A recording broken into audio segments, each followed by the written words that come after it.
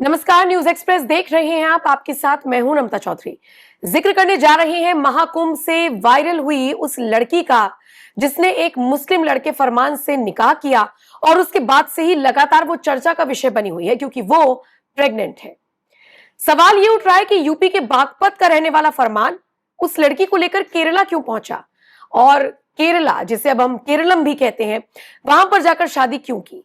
कौन है वो नेता जिनका नाम सामने आ रहा है जो फरमान को सपोर्ट कर रही हैं।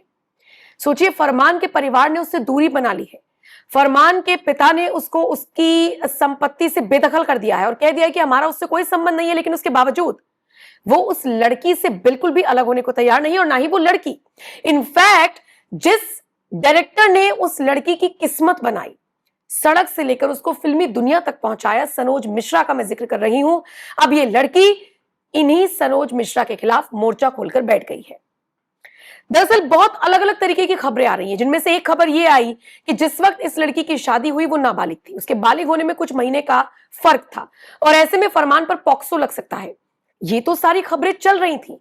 पॉक्सो के तहत उसके खिलाफ शिकायत दर्ज होने की बात थी। बाकायदा चूंकि एमपी का पूरा मामला है तो वहां पर पुलिस पूरे मामले की जांच कर रही, वहां पर एफआईआर दर्ज भी है फरमान के खिलाफ। लेकिन इन सबसे इतर अब इस लड़की ने बड़ा खुलासा किया है उस डायरेक्टर के खिलाफ।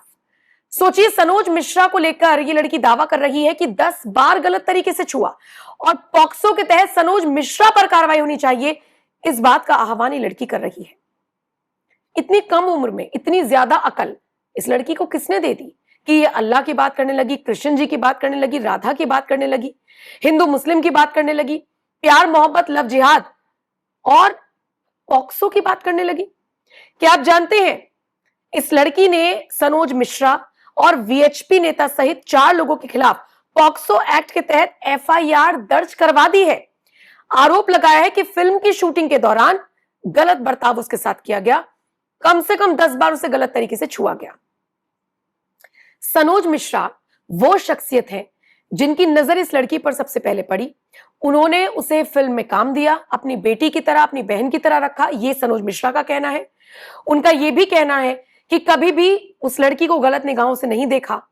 और सबसे बड़ी बात, जिस दौरान ये सारी चीजें हुई उस वक्त ये लड़की चुप थी। अब जब सनोज मिश्रा ने इस पूरे मुद्दे को उठाया, उन्होंने इसमें पीएफआई का जिक्र किया, उन्होंने इसमें लव जिहाद का जिक्र किया, उन्होंने इसमें परिवार के साथ होने की बात कही, तो ये लड़की सनोज मिश्रा के साथ साथ अपने पूरे परिवार के खिलाफ हो गई है। क्या वाकई में ये ब्रेन वॉश है?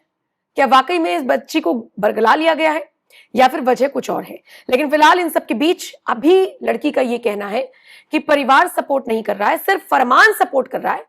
और इस लड़की ने सनोज मिश्रा के खिलाफ पॉक्सो के तहत एफआईआर दर्ज करा दी है, जिसमें उसने फिल्मी जगत और अन्य क्षेत्रों से जुड़े हुए लोगों पर भी आरोप लगाए हैं। इसमें वीएचपी नेता और एक वकील के खिलाफ भी उसने पॉक्सो के तहत एफआईआर दर्ज कराई है। 29 अप्रैल 2026 को ये एफआईआर दर्ज हुई है, जिसके बाद मामले की जांच को आगे बढ़ाया जा रहा है।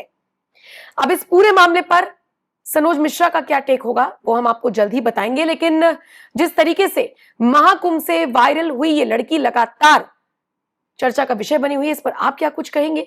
इस पूरे केस में आपको कौन सही कौन गलत लग रहा है? कमेंट सेक्शन में आप अपनी राय हमें जरूर दें। बाकी खबरों के लिए न्यूज एक्सप्रेस देखते रहिए।